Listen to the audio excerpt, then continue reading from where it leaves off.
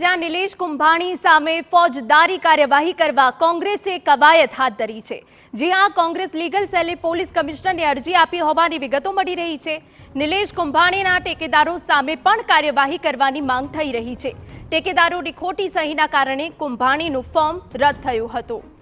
સંવાદદાતા બળદેવ સુથાર વધુ વિગત આપી રહ્યા છે। બળદેવ, પૂરી વિગત।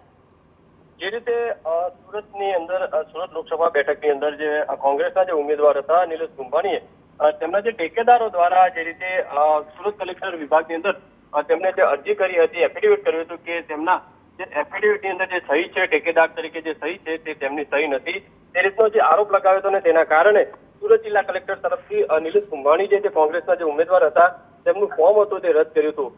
જેને લઈને નિલેશ કોંગ્રેસના જે લીગલ ટીમ દ્વારા જે રીતે સુરત પોલીસ કમિશનર અને કલેક્ટરશ્રીને જે અરજી કરવામાં આવી છે કે નિલેશ કુંભાણીના જે ટેકેદારો છે તેમની સામે કાર્યવાહી કરવામાં આવે।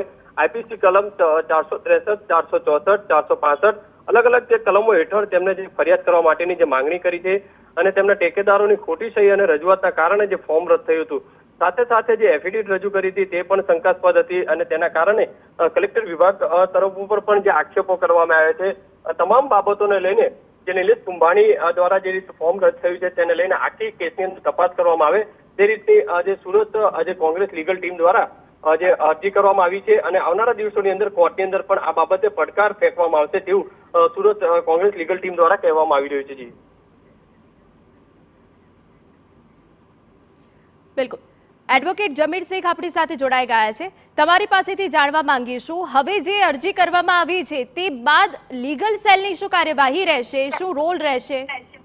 બેન, અમારી એપ્લિકેશનમાં બહુ સ્પેસિફિક અમે મેન્શન કર્યું છે કે registration of FIR is mandatory. અમારી લેખિત અરજીના આધારે તાત્કાલિક એફઆઈઆર રજીસ્ટર થવી જોઈએ। નામદાર સુપ્રીમ કોર્ટનું ડાયરેક્શન છે લલિતા કુમારીના કેસમાં કે in case of cognizable offence registration of FIR is mandatory, તાત્કાલિક એફઆઈઆર રજીસ્ટર થવી જોઈએ। અને એ વિશે જો આગળ શું થશે એ બાબતે જો તમારે કોઈ માહિતી જોઈએ તો અમારા ગુજરાત પ્રદેશ કોંગ્રેસ કમિટીના પ્રવક્તા છે મનીષ દોશી સાહેબ, તમે એમની જોડે વધારે માહિતી લઈ શકો બેન। બિલકુલ, જમીરભાઈ, તમારી મુખ્ય માંગ શું છે? અમારી માંગ એ છે કે તાત્કાલિક એફઆઈઆર રજીસ્ટર કરવી જોઈએ, કારણ કે કલેક્ટર સાહેબે પોતાના ઓર્ડરમાં એવું લખેલું કે આ ટેકેદારોની સહીઓમાં વિસંગતતા છે। ખરી હકીકત એવી છે કે જે ટેકેદારો છે તેમને પ્રમાણપત્ર આપવામાં આવેલું ડેપ્યુટી કલેક્ટર દ્વારા કે એમનું નામ વોટર લિસ્ટમાં છે અને એ પ્રમાણપત્ર ટેકેદાર જ્યાં સુધી પર્સનલી ન જાય ત્યાં સુધી નથી આપવામાં આવતું એવી અમારી પાસે માહિતી છે। એ પ્રમાણપત્ર બી અમે અમારી ફરિયાદની સાથે જોડેલા છે। જો ડેપ્યુટી કલેક્ટર એમના સબોર્ડિનેટ ઓફિસરે વેરીફાઈ કર્યું હોય તો પછી સિગ્નેચરમાં વિસંગતતા છે તેવું લખવાનો કોઈ તુક નથી। બિલકુલ, જમીરભાઈ, એ પણ વિગતો જોઈએ છે કે કોની કોની સામે એફઆઈઆર કરવામાં આવી છે?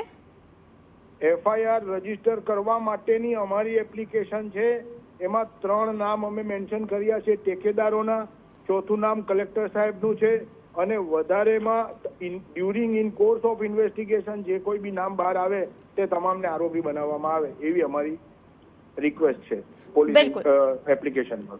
બિલકુલ, આભાર વાત કરવા બદલ। ખોટા સોગંદનામા મુદ્દે કાર્યવાહી કરવા કોંગ્રેસની માંગ છે। કુંભાણીનું ફોર્મ રદ થતા સુરત બેઠક બિનહરીફ થઈ હતી, ત્યારે હવે ટેકેદારો સામે પણ કાર્યવાહી કરવાની માંગ કરતી અરજી કરવામાં આવી છે। કોંગ્રેસ લીગલ સેલે પોલીસ કમિશનરને અરજી આપી હોવાની વિગત।